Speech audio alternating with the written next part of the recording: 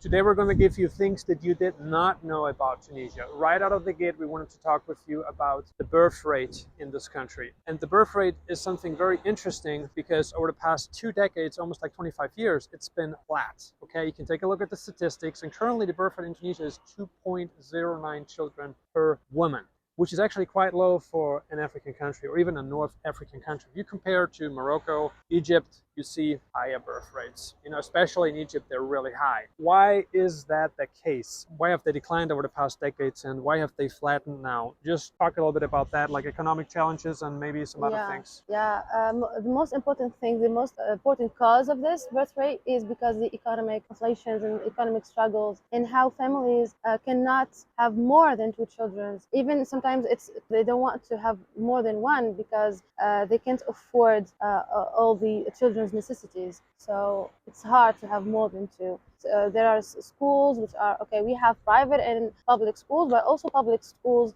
are so expensive because of their equipment for copybooks, etc. They are too expensive. So yeah, they can't afford to have more than two. Sometimes two is a big number. So.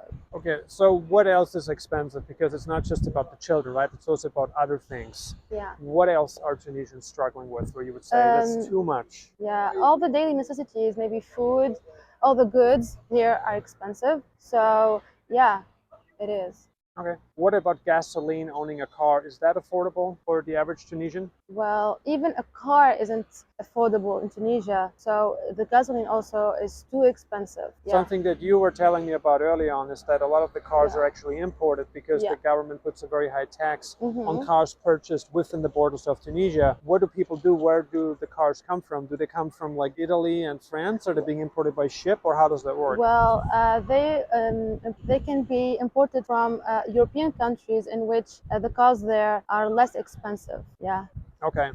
So how many people are actually buying cars here? Like, what's the ratio roughly? Is it maybe like 20%? Is it 80% of people that buy cars here? Or do most people go abroad to bring cars, to import cars into Tunisia? Well, I don't think all the Tunisians go abroad to bring a car, but here it depends. Many Tunisians, they buy a used car and sometimes a new car, so it depends. But it's like 40, it can be 50% of Tunisians own a car, whether it's used or a new car. Yeah. Got it. Which leads us to the second point, that the median age in Tunisia is now sitting at 32.3 years, which makes it one of the oldest, if not the oldest country in whole Africa. And given the economic challenges the country has been experiencing over the past decades, it's just a lot harder for people to have children. And so you're going to have more older people than younger people because of the low birth rates. Something very important to see about Tunisia is that more companies are moving now here because of the cheaper labor. I think that's very important. I've seen now companies from Sweden move into Tunisia. French companies have been around forever, which is also then something that we're going to discuss, something that you did not know about Tunisia. Just talking now in terms of hiring people in Tunisia, something that you might want to consider if you want to work with people who are bilingual and you want to hire people at a relatively low median salary, because the median salary, right, the median hourly wage in Tunisia is actually really, really low. So if you have, say, a company in France and you can't afford employees in France, you might want to consider outsourcing to Tunisia, which is actually what airlines are doing. For instance, airlines, they're going into Turkey, they're going into Morocco, and there are a lot of call centers and just people working online also in Tunisia. So that's something that you might want to consider doing. Obviously, there's a good chance that you're not a large corporation, but like a smaller entity, like a small business, and you just want to access skilled yet cheap labor, and you can do that relatively easily in Tunisia, and it's one of the best countries for hiring. I think within the proximity to Europe, Morocco, Tunisia, Turkey are great countries, and of course we also have Eastern Europe where you might want to consider hiring, and that's of course now for Western European countries that's important. Now, what's another reason why the median age in Tunisia is higher than in other countries? Do you think that has to do with the life expectancy, which is higher than in many countries in the region? Yeah, I think that's it's now like 75, 76 years is the life expectancy which dictates that out of two people, one of them dies before, let's say, the 75, 76 range, and one person, lives longer than 75, 76 years. So obviously healthcare has improved globally, and this is not just a Tunisian phenomenon, it has improved everywhere. So that obviously also increases the median age in the country as life expectancy increases. That's something worth considering now. Yeah. In your mind, in your own words, because you're Tunisian, you've lived here your whole life, what do you think about healthcare here? Is it acceptable? And we're again talking about both sectors here. Where do you go when you need something done? Is it affordable? Is it quality? Do you have any complaints about it? Just give us your thoughts. Well, I recommend if you have something urgent, you need to go to private hospitals in Tunisia because of the facilities. They are more quick, and the waiting times in those private hospitals are less those in those public hospitals. Although they have the same doctors, sometimes a doctor can work at these two. So it's the same doctor, but it's not the same waiting times, etc. So if you have a really an urgent operation, maybe, then you need to go to the private hospitals. What's like the most famous private hospital here, where everyone goes to? Well, maybe there's Alisa. Also, there's Hannaba. Okay. Here, I think you want to avoid the public sector at all costs. I mean, especially for hospitals. And we did meet up with people who go to a French international school, and they kind of compared also going to a local school, and they were like, well, their French is actually better than their Tunisian Arabic. So wherever you go, I think even now in Western countries, like the public healthcare sector has been in decline. Waiting times are horrendous. There are a lot of problems. You want to consider getting private healthcare. You can sign up for a private healthcare plan at one of the two hospitals Ikram recommended, and that's definitely something worth considering. Then the third thing that you did not know about Tunisia is that Tunisia was colonized by France, and all this, I mean, the official rule of France started in 1881, and it lasted until 1956. Yes, so 74 it's a pretty long years. period. Yeah, pretty long period. Yeah.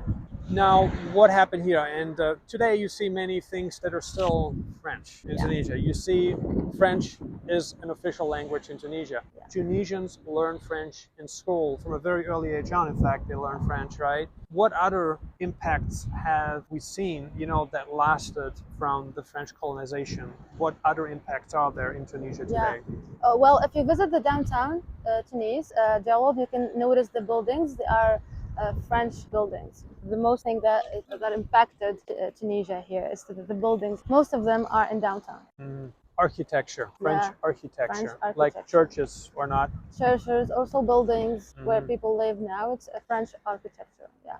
Right. And obviously that is also embedded in the culture somehow. I think that has really left a lasting change in Tunisia. Also the food, it impacted the food. So when you come here, it definitely has a mixed feel to it. It's not an Arab feel that you have. I mean, it's part of it, but you also have the European feel, the European influence that's still part of Tunisian society, culture, and everything today. So that did not go away. Now, a lot of Tunisians, they learn French and English. Especially the youth. Yeah. Why is that? Generation. Well, maybe, Gerald, because youth notice that you can only speak French only in Tunisia or in the French itself. So you really need English to speak worldwide. So maybe that's the first reason. Okay. Yeah. And the second reason, because youth are learning English and sometimes they don't have enough time to learn French. So yeah. Right. Also Netflix here. Yeah. People always watch series in English and stuff, especially this generation. So they are starting to learn more English. Okay, let's have a look at another fact that you did not know about Tunisia, which is that Tunisia was also colonized by the Romans, which started thousands of years ago, right? So it started 2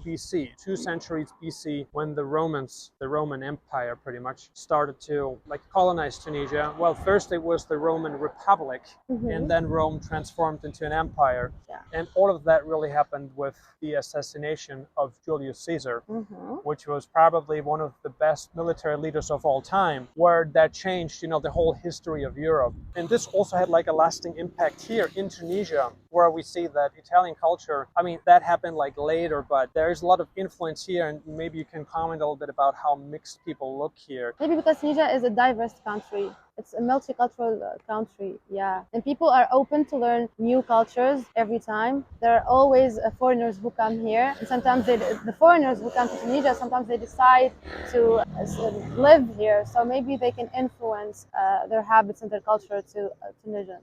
yeah, maybe that's the reason also. Then the fifth thing that you did not know about Tunisia is that first, Tunisia was actually colonized by the Arab Muslims, which started before the colonization of the Romans. This is still the strongest religion here, isn't it? Yes, it is. We appreciate you watching this video. If you're interested in learning more about traveling and especially relocating abroad, if you need information about visas and residence permit or company information abroad, you can click the link below the video. You should also see the link displayed on the screen right now. Thank you so much for watching Nomad Elite, and we see you on the next video.